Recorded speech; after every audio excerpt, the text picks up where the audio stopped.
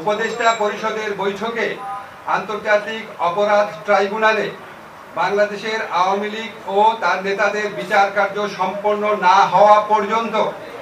দেশের নিরাপত্তা ও সার্বভৌমত্ব রক্ষা, জুলাই আন্দোলনের নেতাকর্মীদের নিরাপত্তা এবং আন্তর্জাতিক অপরাধ ট্রাইব্যুনালের বাদী ও সাক্ষীদের সুরক্ষার জন্য সন্ত্রাস বিরোধী আইনের অধীনে সাইবার স্পেস সহ আওয়ামী লীগের যাবতীয় কার্যক্রম নিষিদ্ধ করার সিদ্ধান্ত গ্রহণ করা হয়েছে। এ বিষয়ে প্রয়োজনীয় পরিপত্র পরবর্তী কর্মদিবসে জারি করা হবে। এর পাশাপাশি আজকের উপদেষ্টা পরিষদের বৈঠকে জুলাই ঘোষণাপত্র আগামী 30 কার্যদিবসের মধ্যে চূড়ান্ত করে প্রকাশ করার সিদ্ধান্ত গৃহীত হয়েছে। ধন্যবাদ। এই আন্দোলন ডাকতে হাসনাত আব্দুল্লাহ ফেসবুক স্ট্যাটাসে জানিয়েছিলেন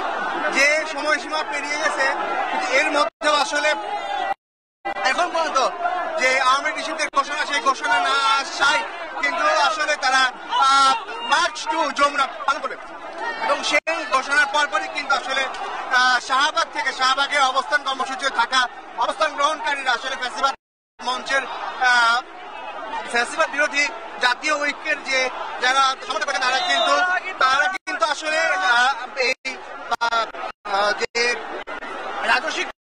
মোড় রয়েছে ইন্টারকন্টিনেন্টাল হোটেলের সামনে, সেই রাজস্বিক মোড়ে এসে তারা অবস্থান গ্রহণ করে এবং এরপরে ঘন্টাখানেক আগে আসলে ফেসবুক স্ট্যাটাস দিয়ে জানিয়েছেন যে তাদের 3 দফা দাবি, সেই 3 দফা দাবি আসলে তারা পূরণ না পর্যন্ত রাস্তা ছাড়বে না।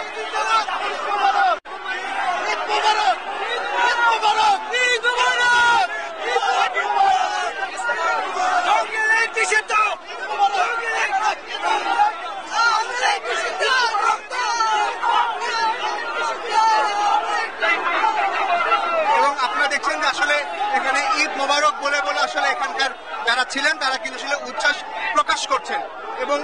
এখান থেকে আসলে কিন্তু যে হাসনাত আব্দুল্লাহ যে বিষয়টি বলছিলেন যে তিনি 3 দফা দাবির কথা বলেছিলেন যে এক হচ্ছে যেমন আওয়ামী লীগকে নিষিদ্ধ করা এবং জুলাই ঘোষণাপত্রের ঘোষণা দেওয়া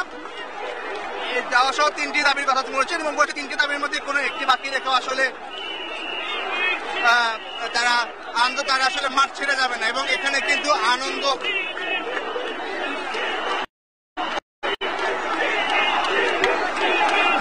তারা মাঠ না ছাড়ার যে ঘোষণা দিয়েছিলেন সেটি কিন্তু আসলে এই মুহূর্তে এখন পর্যন্ত যে এই রাজস্বিক মোড়ে যে একটি অস্থায়ী মঞ্চ নির্মাণ করা হয়েছে সেই মঞ্চের কেন্দ্রীয় নেতৃবৃন্দ কিন্তু এখনো সে বিষয়ে কোনো কথা বলেননি।